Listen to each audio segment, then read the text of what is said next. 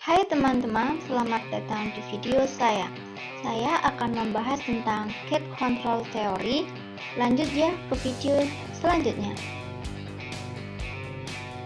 Perkenalkan, nama saya Putri Isti Aisyah dengan NIM V8224046 dari D4 Keperawatan Anestesi kelas E.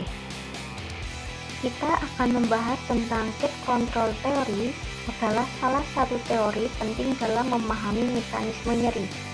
Sebelumnya kita akan memasuki yaitu pembahasan tentang nyeri. Nyeri sendiri adalah suatu pengalaman sensorik dan emosional yang tidak menyenangkan akibat adanya kerusakan jaringan aktual maupun potensial. Pemahaman mengenai mekanisme nyeri penting bagi tenaga kesehatan. Mengapa? Karena khususnya untuk perawat anestesi, untuk memahami manajemen nyeri yang efektif dapat meningkatkan kenyamanan pasien, mempercepat proses penyembuhan, serta menurunkan resiko. Salah satu teori yang terkenal mengenai nyeri adalah gate control theory oleh Melnick and Weil pada tahun 1965. Teori ini menjelaskan bahwa terdapat mekanisme seperti gerbang pada sumsum tulang belakang yang dapat membuka atau menutup jalur transmisi sinyal nyeri ke otak.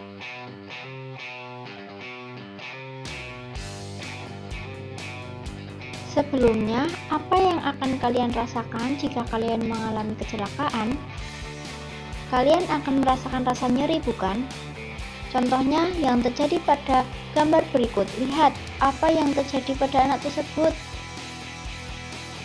Anak tersebut merasakan nyeri. Lihatlah dari raut wajahnya.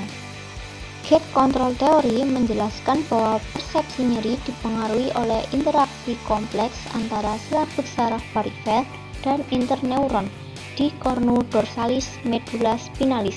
Dua kelompok serabut saraf utama yang berperan adalah 1. Serabut A delta dan C untuk menghantarkan impuls nyeri, sedangkan serabut A beta menghantarkan rangsangan non-nyeri seperti sentuhan dan tekanan. Ketika terjadi rangsangan nyeri, impuls dikirimkan melalui saraf A delta dan C menuju medulla spinalis. Disinilah terdapat interneuron yang berfungsi sebagai gerbang. Serabut A beta atau yang kami gambarkan dengan warna kuning adalah suatu serabut sensorik yang membawa rangsangan non-nyeri, misalnya seperti sentuhan, pijatan, gosokan. Nah, jika serabut ini aktif, serabut ini dapat mengaktifkan interneuron inhibitor sehingga gerbang nyeri tertutup.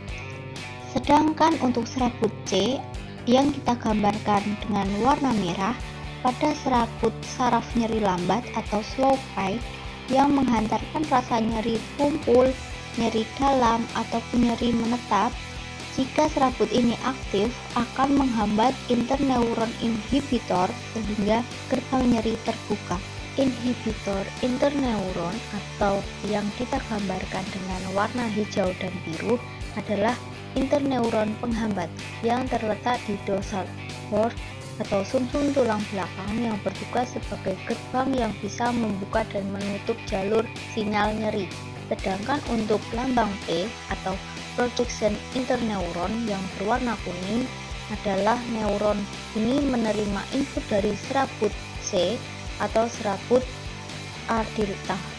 Sehingga jika gerbang terbuka, impuls nyeri diteruskan ke otak sehingga individu merasa nyeri. Sedangkan jika gerbang tertutup, transmisi nyeri terhambat sehingga intensitas nyeri berkurang.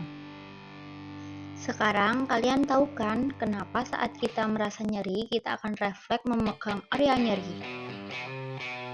Pada teori ini memberikan pemahaman penting bahwa nyeri bukan hanya fenomena sensorik sederhana, melainkan hasil modulasi kompleks pada sistem saraf pusat, sehingga faktor psikologis, emosional, dan kognitif dapat turut memengaruhi bagaimana gerbang saraf ini bekerja.